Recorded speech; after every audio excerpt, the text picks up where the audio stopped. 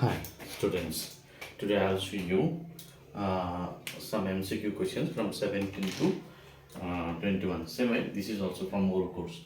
You see one thing here, question number 17, what we have, a quadratic polynomial can have at most means, I already before explained that, maximum. So a quadratic equation maximum it can have two zeros because the degree is 2, and it may have less than that, but at most, as they have explained and they discussed, so at most it will have, that means two zeros. Why? Because the degree of a quadratic polynomial is 2, that's why. So our option number B will be the answer. Now, the degree of a constant polynomial, question number 8, what? The constant in the sense, you will just think, say 5. 5 is a constant number, it can be any number. So, this can be written as x to the power 0. So, the degree of this polynomial is 0. So, we can say that the degree of a constant polynomial will be 0. So, it will be option number D. Now, question number 19, the degree of a zero polynomial. So, you see, when we say a zero polynomial, that it has no term, clear? So, that means if it has no term, that means it has no zero, clear? So, that means if it has no zero polynomial, how we can define it, clear? So, the degree of a zero polynomial we will say undefined because it has no term, clear? That's why. And that's why we say degree of a zero polynomial is undefined. Now, sum of the zeros of a polynomial for this equation. Now, in quadratic equation, already I showed you the general form of the quadratic equation. We write a x square plus bx plus c, clear, is equal to 0. So, if it is not visible, just I am writing it here. You see a x square plus bx plus c. This is the quadratic equation. Now, if we compare this equation, clear, this x square minus 3x plus 2, then we get the value of that means a, this one, coefficient here nothing, 1 we get, clear? Just compare this equation with this one. Now comparing this one, coefficient, I mean here coefficient of x is minus 3, so b is what? Minus 3. And constant term c is what? 2. So here we say, we get, you see a is equal to 1, b is equal to minus 3, c is equal to 2.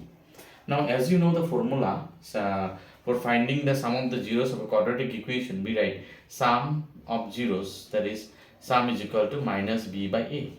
We write this formula. Now, as per your these questions, your b is what? Actually minus 3 is minus 3 divided by a is what? 1. Now minus plus 3, so 3 by 1. So 3 by 1 is what?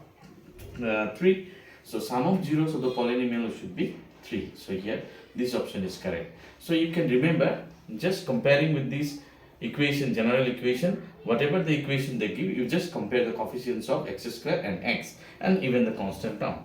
Then we will get this.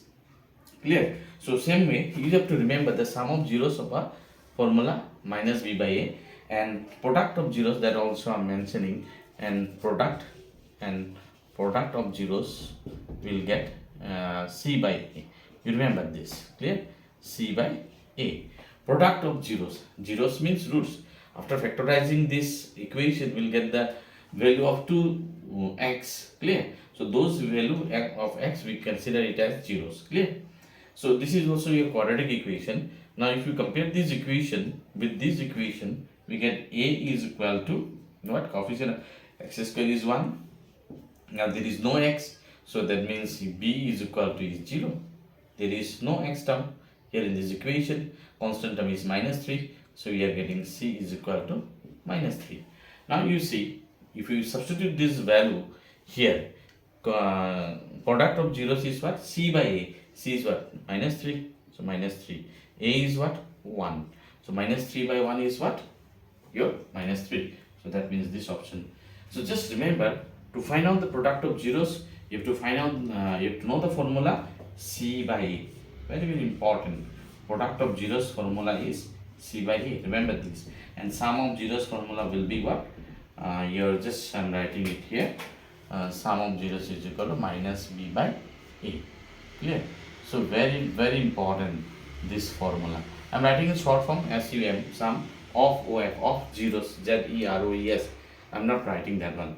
So those zeros, sometimes we consider it as one zero, we consider it as alpha, and another zero we consider it as what? Beta.